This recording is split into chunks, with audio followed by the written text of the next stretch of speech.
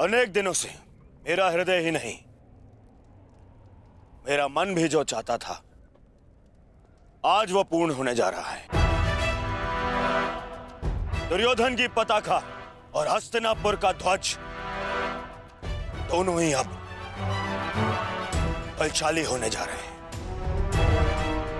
इस पताका की तीक्ष्णता और भी तीव्र होगी, क्योंकि इस पताका का नेतृत्व करेगा मेरा मित्र अंगराज कर्ण।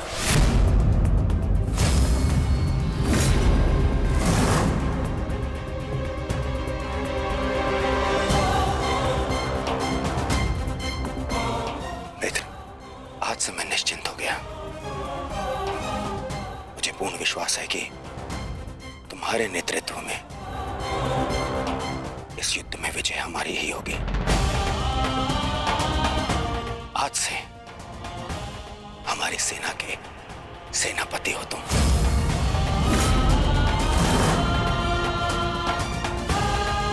दुर्योधन, किसी दासी स्त्री के लिए पति चुन रहे हो या अपनी सेना का नायक चुन रहे हो? एक नीची जाति के व्यक्ति को तुम हमारे सर पे थोप नहीं सकते। किसी सारथी का पुत्र तुम्हारे उपकारों के बीच पे बना राजा मैं नहीं मानता कि ये सेनापति बन सकता है, क्योंकि पलतरंग पैरों में शोभा देते हैं, ना कि मस्तक पर। मेरे होने वाले सम्राट, और हाँ, अंगराज कर्ण, देखो तुम दोनों बुरा मत मानना। प्रश्न केवल ये नहीं है कि अंगराज सूत है या क्षत्रिय। प्रश्न तो ये है कि सेनापति पद किसे मिलना चाहिए।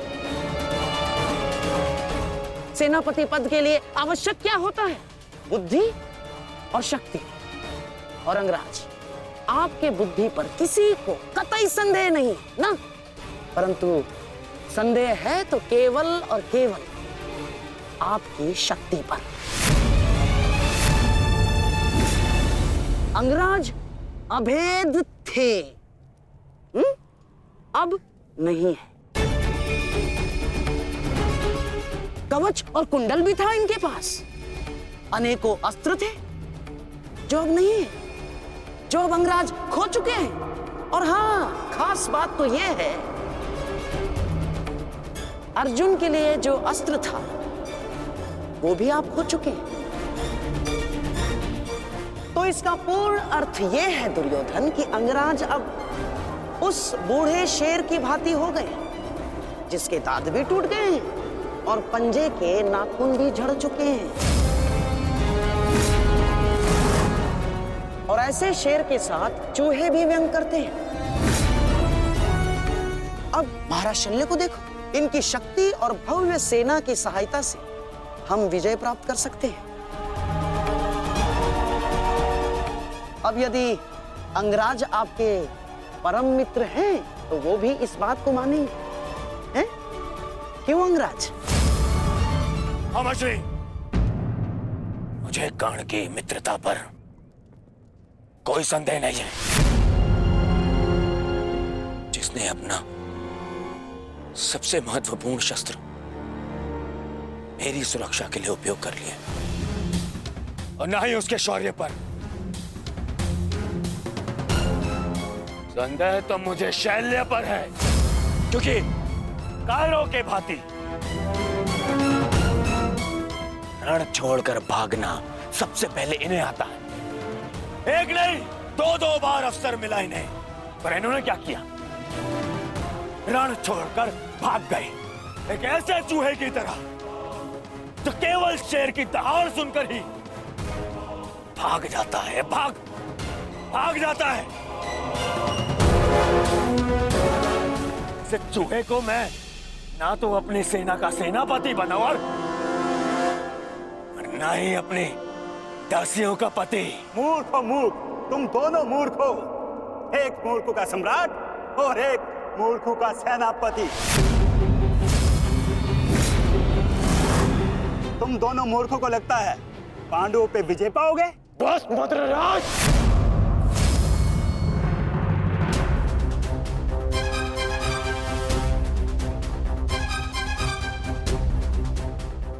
भले ही छोटी जाति का हूं, परंतु तुम्हारे कार्य और तुम्हारी जीवा मुझसे भी निचली जाति के हैं। तुम्हें मेरे माता पिता का ऋणी होना चाहिए कि उन्होंने मुझे अच्छे संस्कार दिए, नहीं तो अभी तक तुम्हारी जीवा मेरे पैरों के नीचे होती है।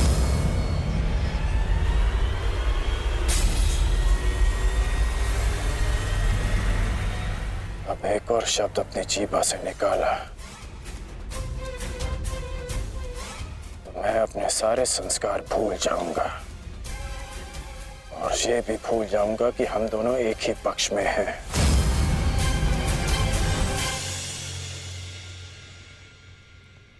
कुछ भी कह लो, कुछ भी कर लो, जब तक तुम सेनापति हो मैं नहीं लड़ूंगा।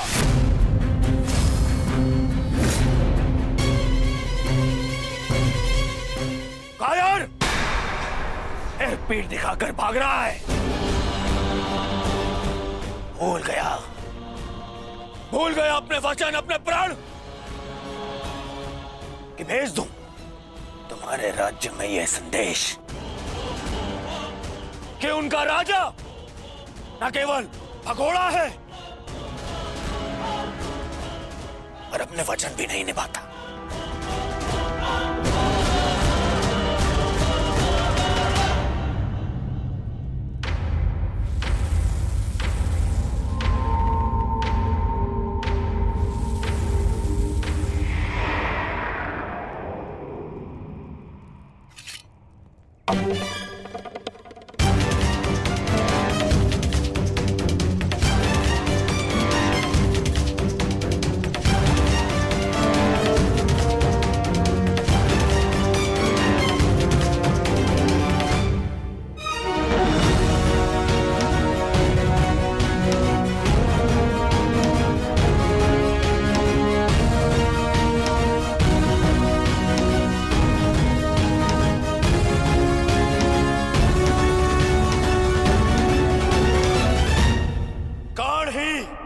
सेना का नेतृत्व करेगा।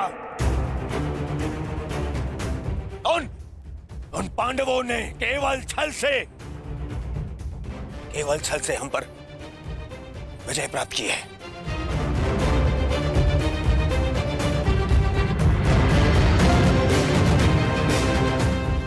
कर्ण मेरा कवच है, मेरा विश्वास है।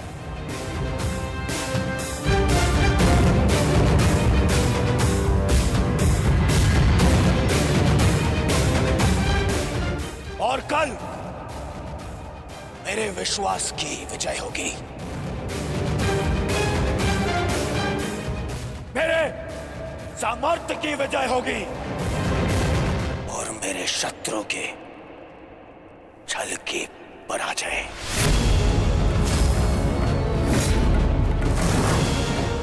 अंगराज कर्ण की, अंगराज कर्ण की, सर सेनापति की, सर सेनापति की।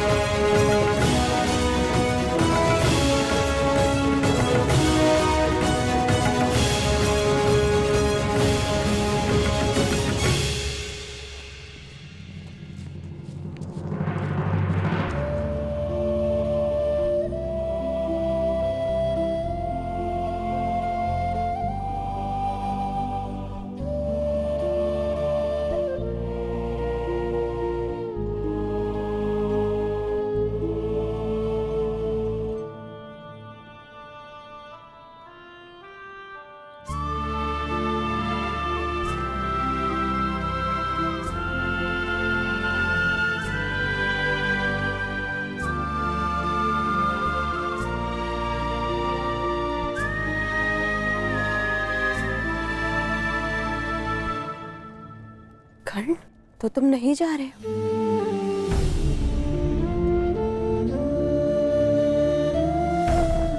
कर्तव्य का बंधन अपनों के बंधन से बड़ा होता है वृषाली। मेरे परिवार के लिए मैं अनेकों परिवारों का विश्वास नहीं तोड़ सकता। सेनापति का कार्य एक पति के कार्य से बड़ा होता है।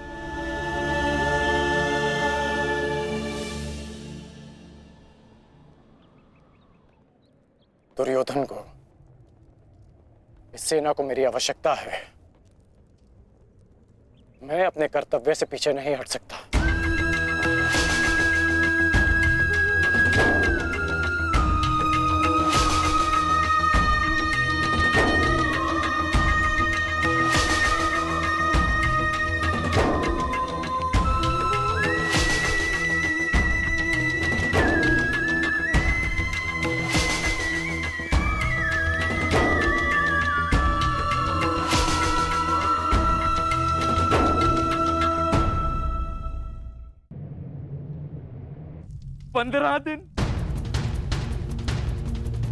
मात्र 15 दिन पूर्ण हुए हैं इस युद्ध के संजय, और इन 15 दिनों में मैंने अपनी सारी शक्ति, सारे सहारे खो दिए हैं।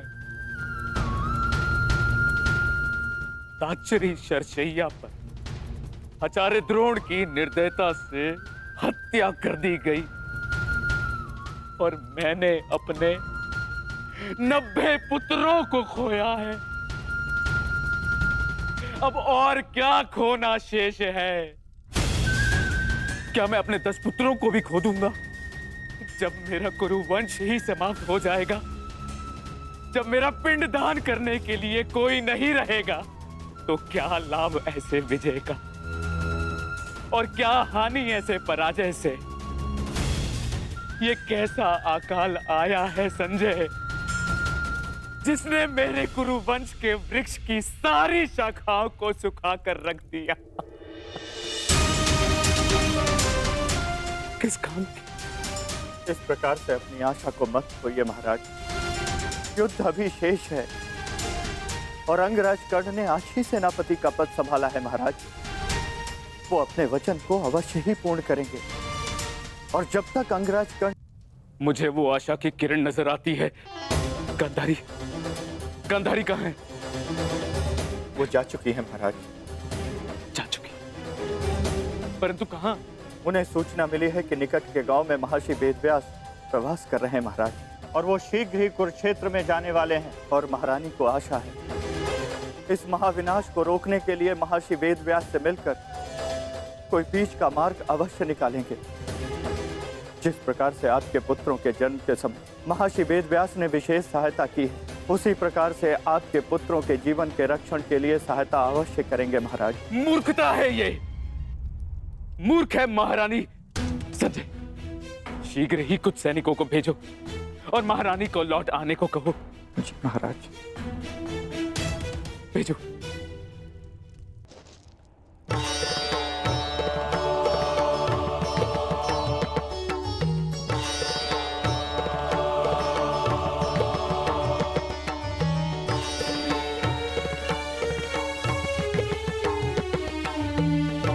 माधव, आप विश्राम कर लीजिए। सूर्य उदय होने में केवल एक प्रहर शेष है। मुझे ज्ञात है पार्थ, और आज का ये सूर्य उदय न केवल अपने साथ प्रकाश या सूर्य की किरणें लाएगा, आज का ये सूर्य उदय अपने साथ एक परीक्षा भी लाएगा पार्थ।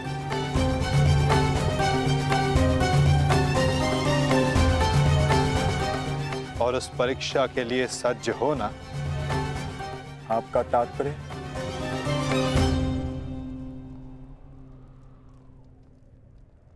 आज से व्यूहरचना का भाग केवल भाग नहीं रहेगा पार्थ, स्वयं व्यूहरचनाकार होगा पार्थ।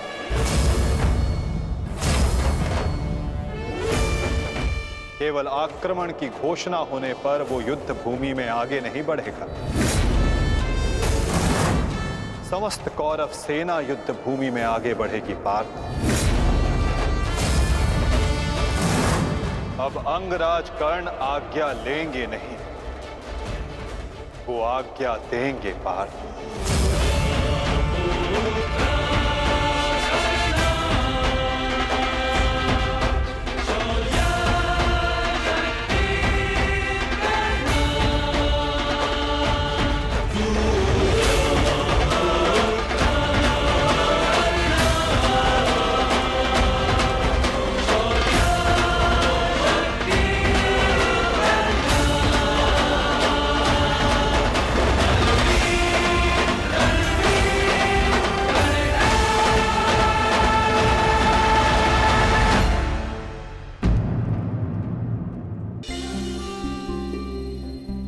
पुत्र,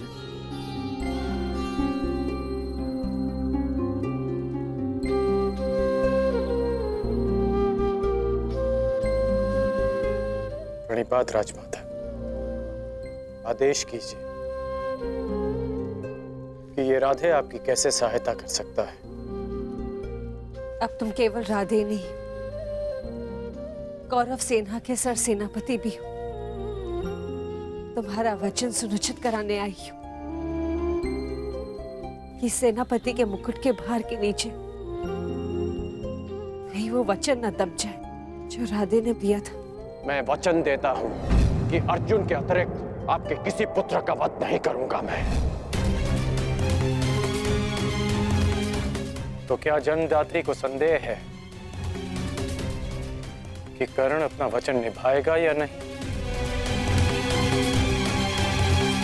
मुझे उस वचन की पूर्ति पर कोई संदेह नहीं है जो तुमने मुझे दिया है। मैं वो वचन स्मरण कराने आई हूं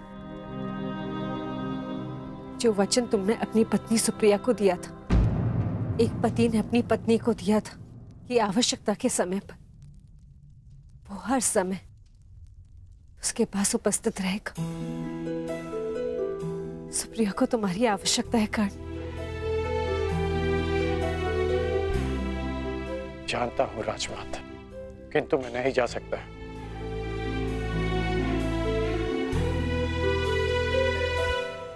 क्योंकि अब मैं युद्ध में सम्मिलित केवल एक योद्धा नहीं, अब मैं कौरव सेना का सर सेनापति हूं। अब युद्ध समाप्त होने से पूर्व मैं केवल यमलोक जा सकता हूं। मैं जानती हूं कि तुम नहीं जा सकते, परंतु वो तो यहां आ सकती है ना। चलो मेरे साथ।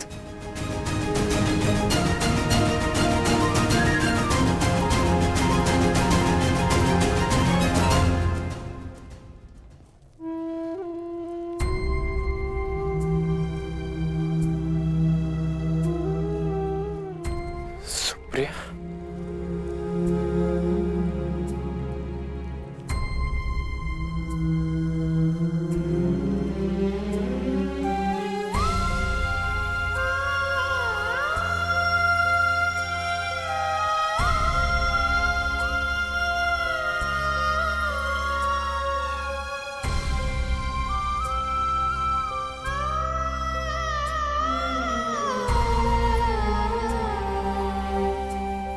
प्रणिपात आर्या। तुम अस्वस्थ हो सुप्रिया, फिर इतनी लंबी यात्रा क्यों की? पत्नी अगर पति के पास पहुंच जाए तो आधा रोग अपने आप चला जाता है। हेश, नकुल और सहदेव संभाल लेंगे। उपचार के लिए इन्होंने संदेश भिजवा दिया है। उपचार की आवश्यकता नहीं है राजमाता।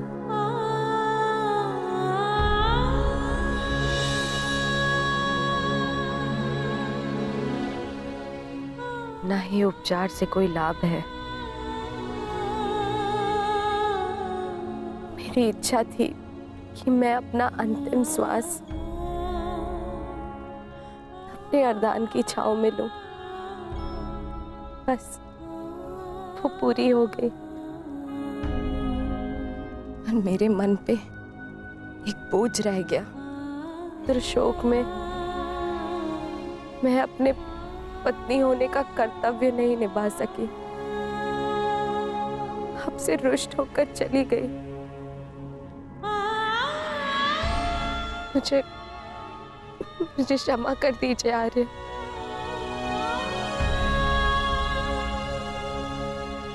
क्षमा मांगने की आवश्यकता नहीं है। मैं भी एक पुत्र हूं।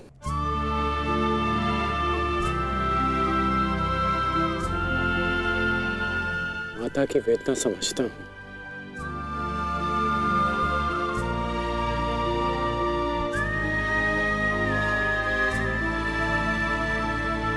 तुम्हारा कोई दोष नहीं है सुप्रिया।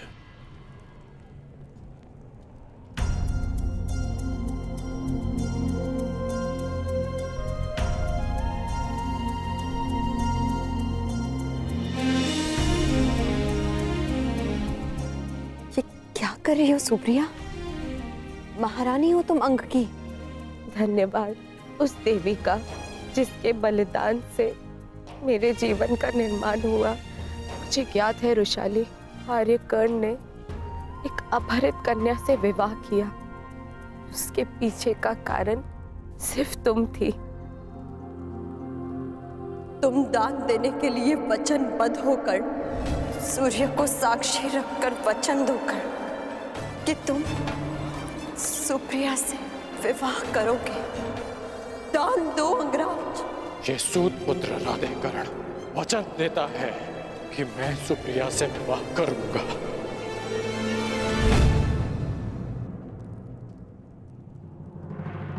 उस पल से इस पल तक मैं जितने भी पल जी हूं,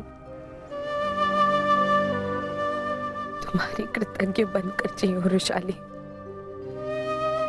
कदाचित मैंने अपने पुत्र ऋषि का नाम भी तुम्हारे नाम पर रखा। सुप्रिया, सुप्रिया आप कुछ मत कहो, बोलने से कष्ट होगा। नहीं आर्य, मेरे सारे कष्ट तो इस देवी ने हर लिए। स्वयं कांटे सहज कर मुझे पुष्पी शैया दी है रुशाली ने। तुम्हारे कारण मैं सौभाग्यवती हो गई रुशाली। तुमने अपने विवाह की यज्ञ वेदी रुशाली ने मेरे नाम की।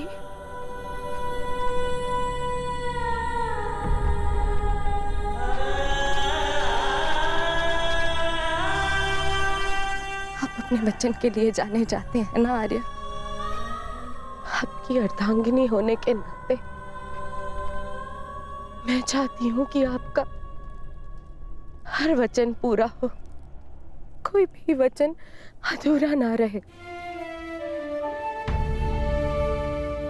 आपका एक वचन है आर्य, जो मेरे कारण अधूरा रह गया था।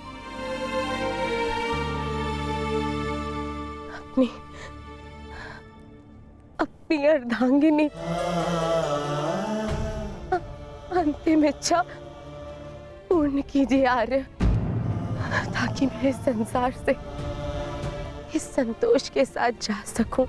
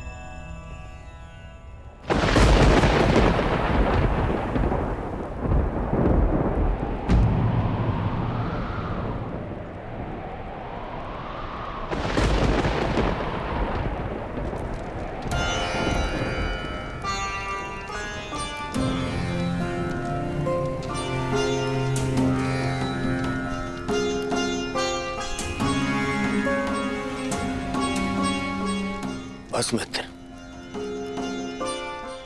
बहुत हो गया, बहुत हो गया मित्र। अब सीमा समाप्त हो गई।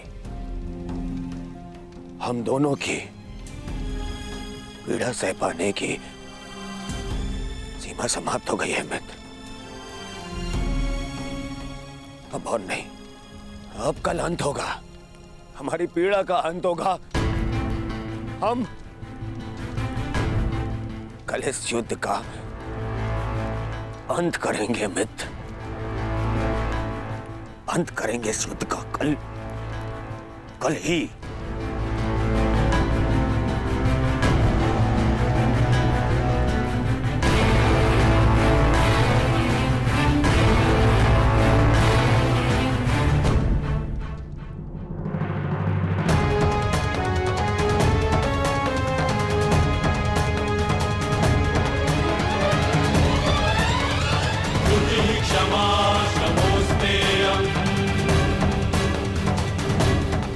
यशस्वी भव।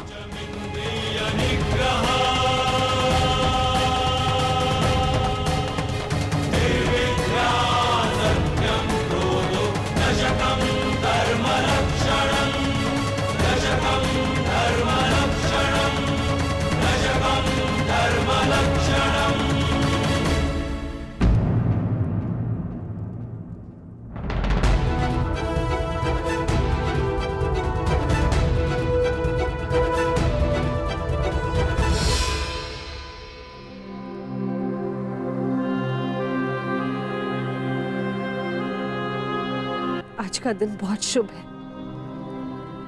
मुझे तुम पर गर्व है सेनापति कर्ण। नेत्र मन का दर्पण होते हैं राजमाता, और आपके नेत्रों में गर्व नहीं, भय है। हमारे जीवन में इस क्षण का आना अनिवार्य था राजमाता। आप निश्चिंत रहिए राजमाता, मैं पांडवों की भांति छल नहीं करूंगा। मैं अपना वचन अवश्य निभाऊंगा। आपके 5 पुत्र थे और सूर्यास्त के पश्चात आपके 5 पुत्र ही रहेंगे, या मैं या फिर अर्जुन।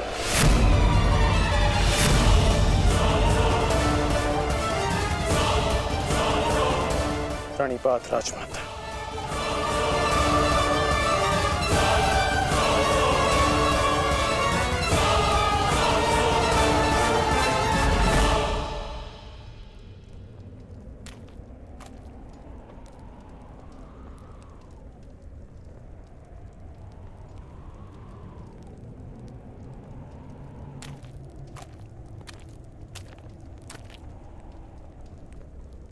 क्या हुआ ज्येष्ठ, क्यों चिंतित हैं आप?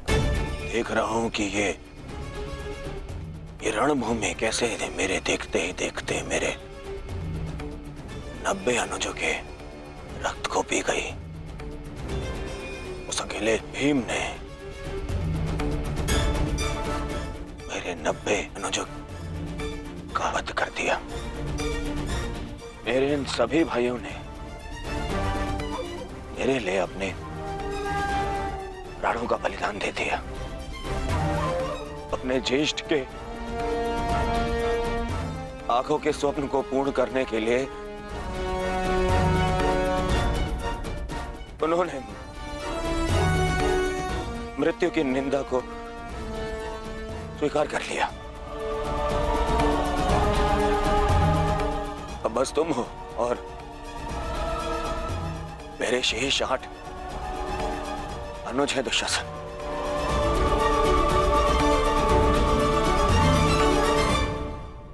ये सोचकर मेरा हृदय कांप उठता है कि न जाने अब और किसका लहू मांगेगी ये रणभूमि।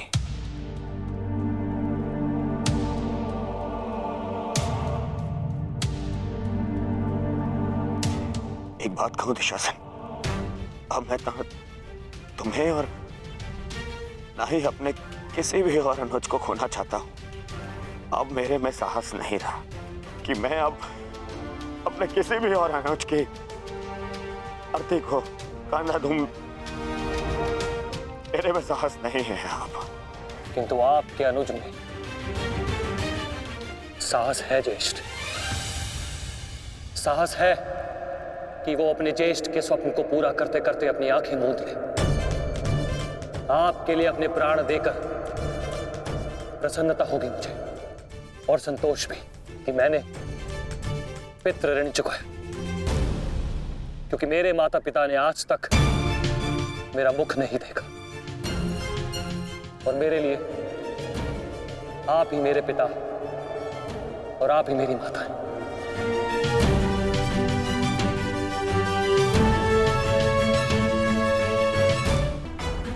मैं इस सम्मान के पात्र नहीं हूं, मैं तो लज्जित हूं। परंतु मैं लज्जित नहीं, आपकी आज्ञा का पालन करने के, आपके आनंद के लिए मैंने जो कुछ किया मुझे उस पर गर्व है। मुझे तनिक भी लज्जा नहीं कि आपके अपमान के प्रतिशोध के लिए मैंने पांचाली का वस्त्र हरण किया, और यदि मुझे ये बार बार करना पड़े तो आपके संतोष के लिए मैं निर्दयता पूर्वक उसका वस्त्र हरण करूंगा, बार बार करता रहूंगा।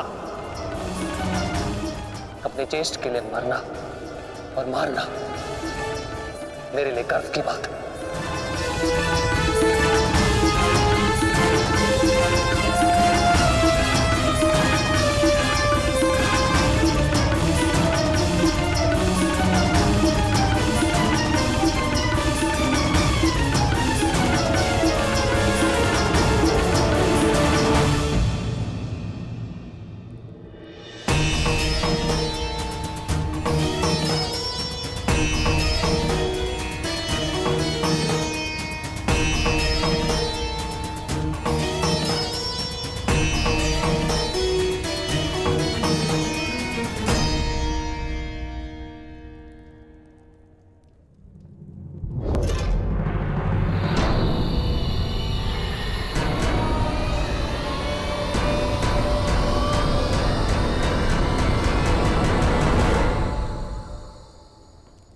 माधव, आप गए नहीं?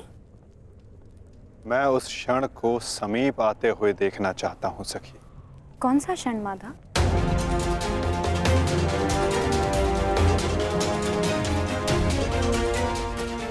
इस महायुद्ध के प्रारंभ होने से वर्षों पूर्व कुछ वचन दिए गए थे,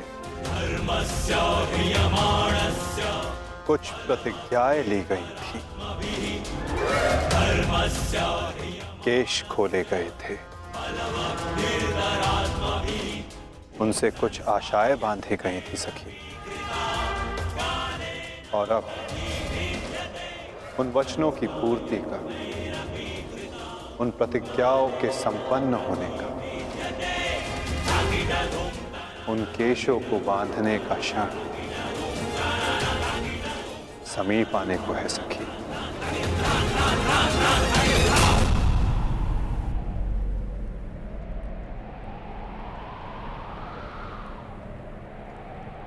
सच्च रहना सखी।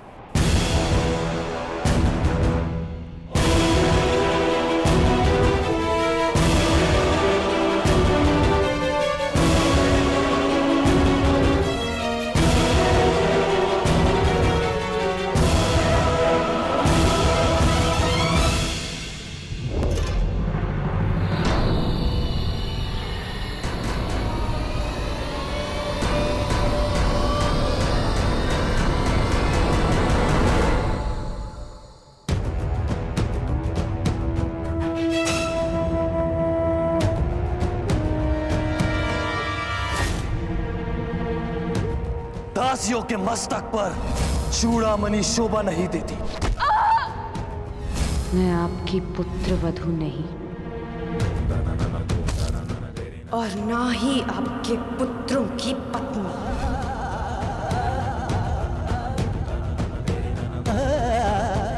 मुझे विश्वास है पांचाली कि इस आने वाले युद्ध में मैं विकोदर भीम उस दुशासन की छाती फाड़कर उसके छाती के लहू से तुम्हारे केश सींच पाऊंगा।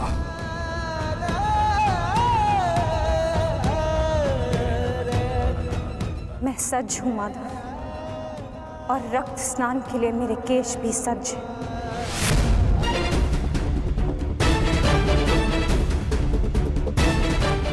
मुझे पूर्ण विश्वास है मित्र,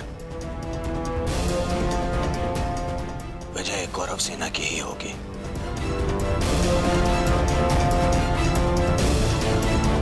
मित्र, जब हम पहली बार मिले तब से तुमने मेरा शुभ चाहा है। आज एक सूत पुत्र कौरव सेना का सेनापति है तो वो केवल तुम्हारे कारण। नहीं मित्र, मैंने जो स्वप्न देखा उसकी वास्तविकता और उसका गुण तुम में प्रारंभ से था। मैं तो केवल इस स्वप्न के पूर्ण होने का साक्षी हूं बस।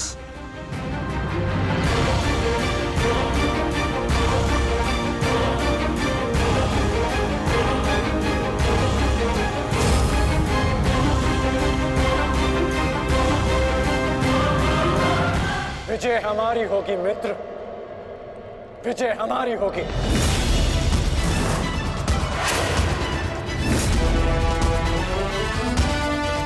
हाँ मित्र, अवश्य हमारी ही होगी। ये प्रण है सेनापति का, या तो वो अपनी सेना को विजय दिलाएगा या विजय की प्राप्ति के लिए लड़ते लड़ते अपने प्राण त्याग देगा।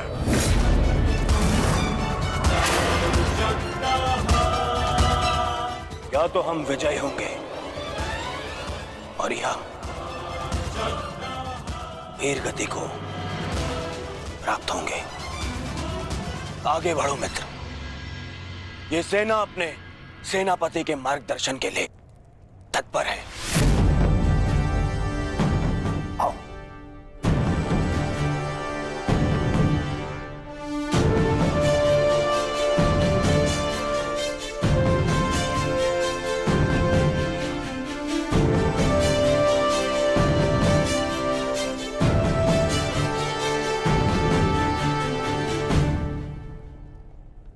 सेनापति मार्गदर्शन करता है, परंतु विजयश्री वीर सैनिकों के कारण संभव होता है। आप सबके कारण संभव होता है। स्मरण रखना अपने उन वीर भाइयों को जो वीर गति को प्राप्त हुए, उनके बलिदान को स्मरण रखना, और यह भी स्मरण रखना कि आप में से हर एक अपने साथी की सुरक्षा के लिए उत्तरदायी है। और मन में यह विश्वास रखना कि यह युद्ध हमारा है और हम इस पर विजय पाकर रहेंगे। हर हर महादेव, हर हर महादेव, हर हर महादेव, हर हर महादेव।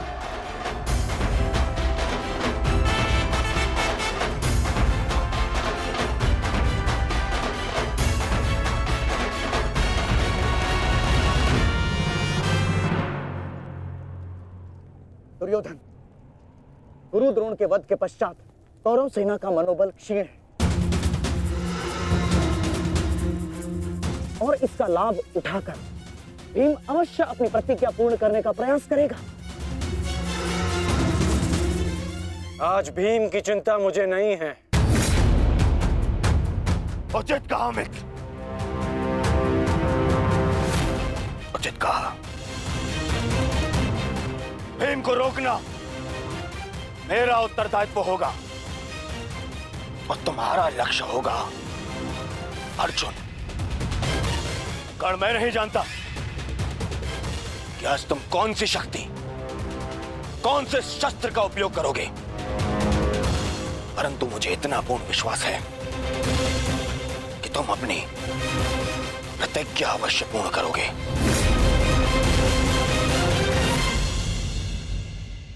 कर्ण के अंत के साथ ही इस युद्ध का भी अंत हो जाएगा माधव। और उसके पश्चात अपनी प्रतिज्ञाओं को पूर्ण करने की औपचारिकता शेष है। प्रतिज्ञा पूर्ण होगी मित्र।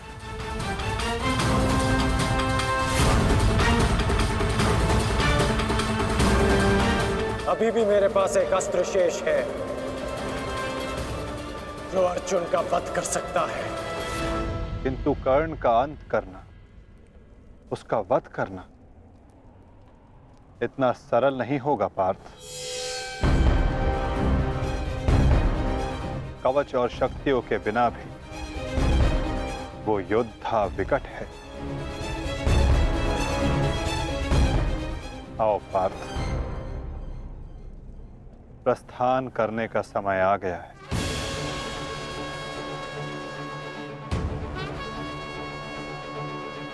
युद्ध का 16वां दिन।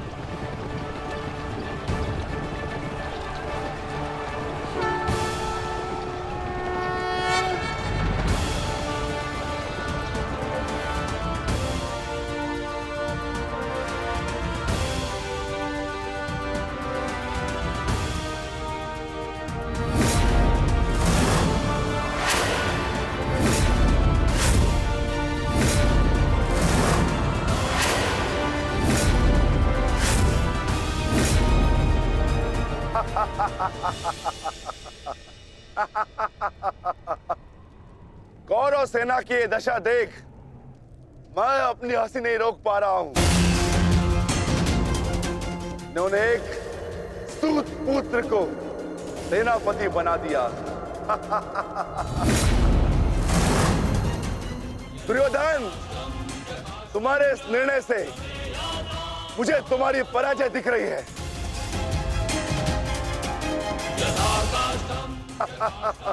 तुम्हारी हंसी के पीछे मुझे तुम्हारा भय दिख रहा है वृकोदर। और भय मनुष्य को दुर्बल बना देता है। आशा है कि तुम इस युद्ध में जीवित रहोगे। ये तो समय ही बताएगा कि कौन भयभीत रहेगा और कौन जीवित।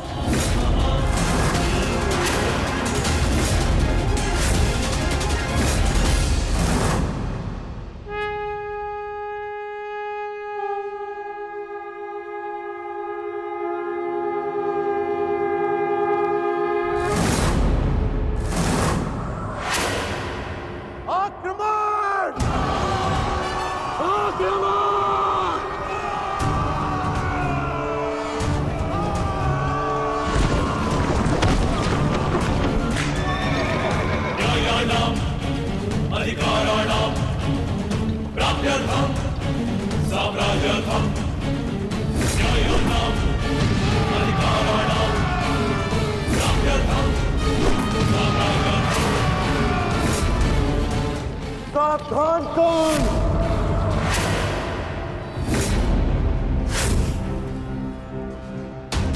मैं जानता हूं कि तुम मुझे अर्जुन से दूर रखने का प्रयास करोगे युधिष्ठिर,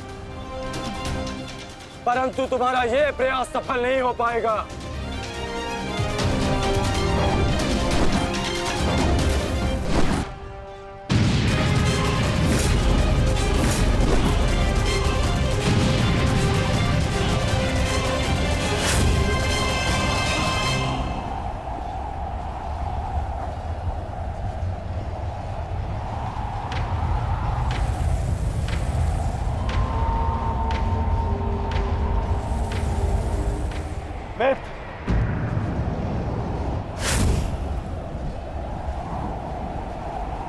इस युधिष्ठिर को मैं संभालता हूं। तुम जाकर अर्जुन का वध करके आओ। चलो सत्यसेन।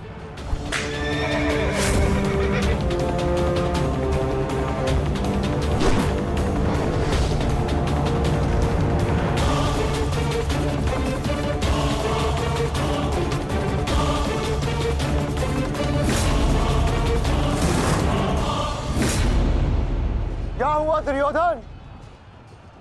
तुम्हारा नया सेनापति युद्ध के प्रारंभ होते ही थक गया।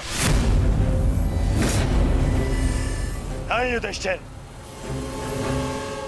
नहीं, उसे मैंने भेज दिया ताकि तुम्हें आज एक बार फिर युद्ध सभा की हार का स्मरण करा सकूं।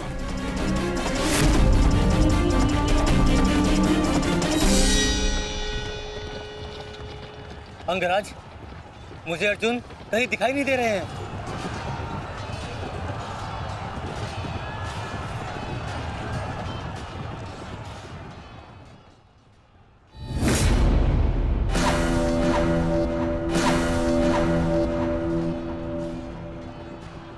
अर्जुन की प्रत्यंचा की टंकार मैं सुन सकता हूं सत्यसेन।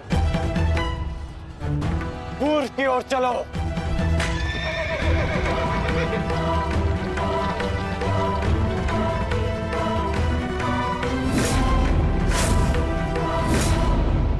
छल, कपट और अनीति के इस पुतले वासुदेव के कारण ही अब तक तुम युद्ध में टिके हो अर्जुन। परंतु आज मैं इस छल और कपट का अंत करके ही रहूंगा।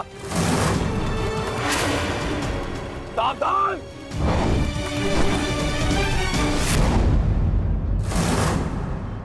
आचार्य द्रोण के साथ जो हुआ उसके कारण अश्वत्थामा अत्यंत क्रोध में, और एक पुत्र के लिए ऐसा क्रोध स्वाभाविक है।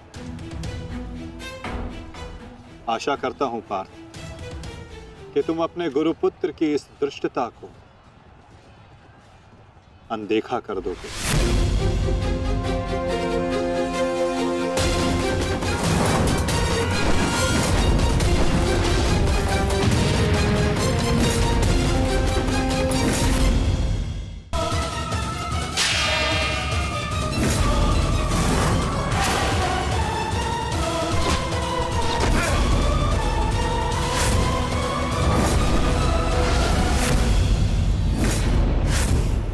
आपके जैसे कुशल राजा के होते हुए उस सूतपुत्र कर्ण को कौरवों का सेनापति बना दिया गया और आप देखते ही रह गए।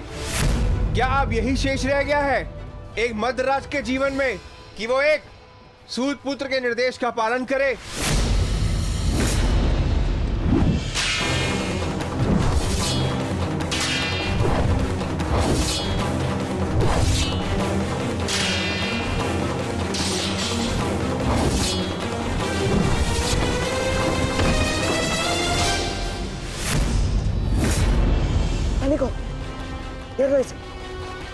घेर लो इसे, मारो।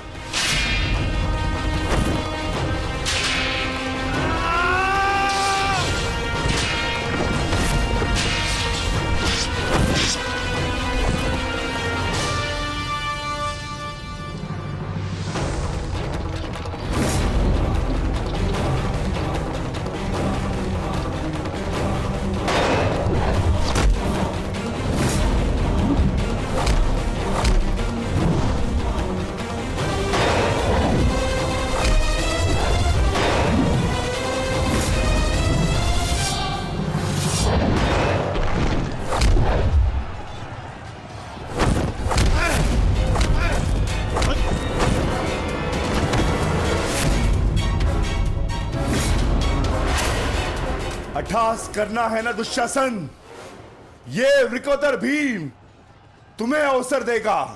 अट्ठास होगा युद्ध भूमि में, परंतु मृत्यु का, जो मृत्यु तुम्हारे और तुम्हारे भाइयों के शव पर खड़ी होकर अट्ठास करेगी। 90 अब तक 90 कौरवों का रक्त मैं अपनी गदा को पिला चुका हूं। आज शेष कौरवों की बारी है।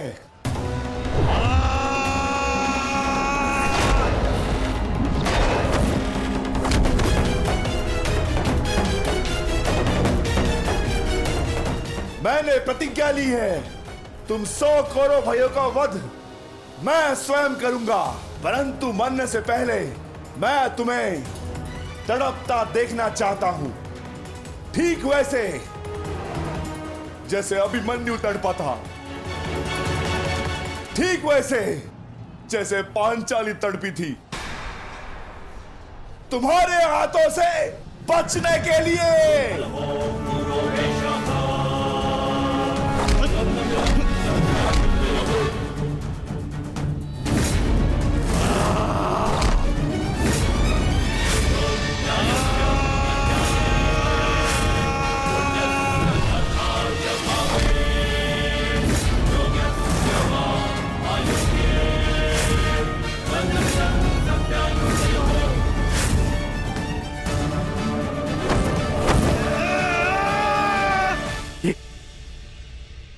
ये क्या हुआ संजय?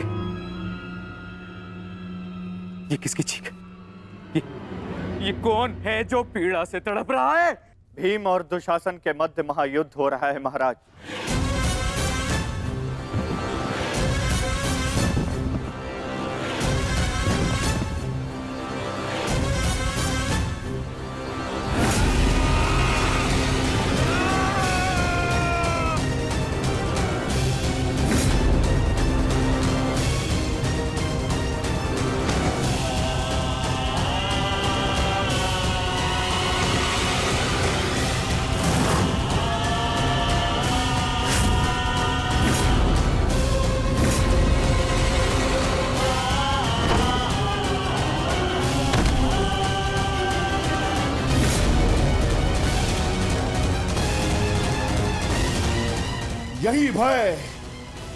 यही भय मैं देखना चाहता हूं तुम सभी के मुख पर।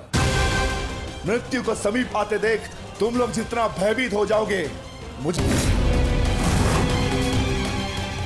बस माना, बहुत हो गया।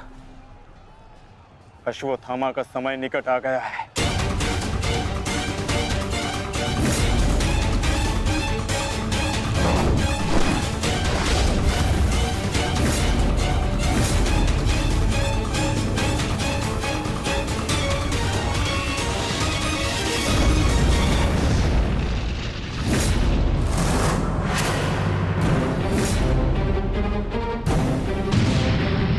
समय तो द्वंद्व पूर्ण होने का आ गया है अर्जुन।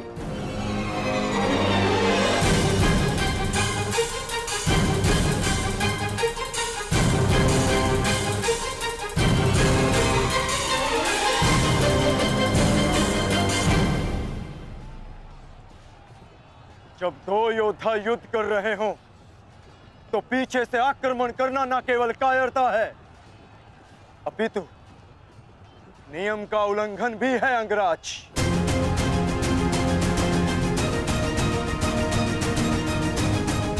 अश्वत्थामा, तुम जाके दुर्योधन की सहायता करो। अब ये द्वंद्व मैं पूर्ण करूंगा।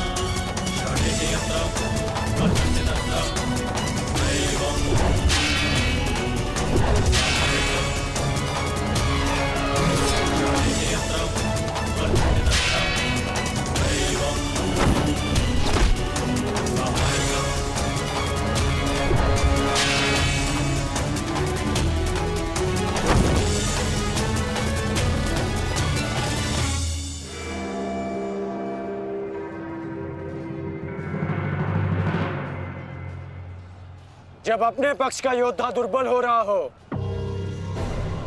तो उसकी सहायता करना ना ही कायरता है और ना ही नियमों का उल्लंघन। यदि कायर होता अर्जुन तो मेरा वार तुम्हारे बाण को नहीं, तुम्हारी छाती को चीर देता। आओ अर्जुन, वर्षों के इस द्वंद्व को पूर्ण कर लिया जाए। आओ।